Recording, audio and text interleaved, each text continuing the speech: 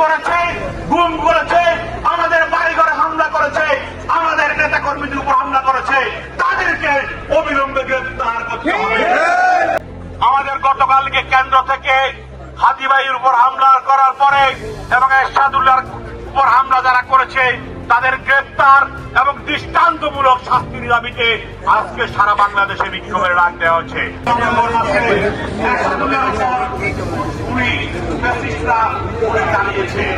বাংলার মাটিতে ঠাঁই নাই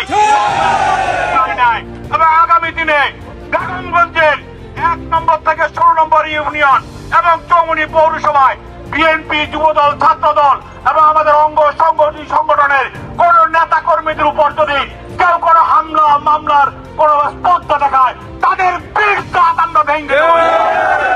গণতন্ত্র প্রতিষ্ঠা হতে হবে, সরকার গঠন করতে হবে, যে যাকে ভোট দিবে কোনো আপত্তি নাই, কেন্দ্র দখল চলবে না।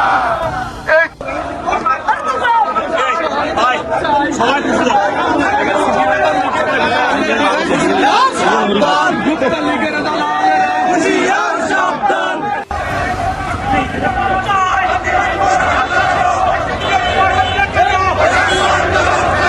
চৌমুহনী পৌরসভা বিএনপির পক্ষ থেকে আপনাদেরকে আবারও ধন্যবাদ এবং কৃতজ্ঞতা জানাচ্ছি আজকে মিছিলে যোগদান করার জন্য।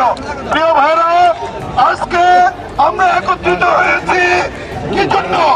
আমরা একত্রিত হয়েছি প্রতিবাদ মিছিল করার জন্য।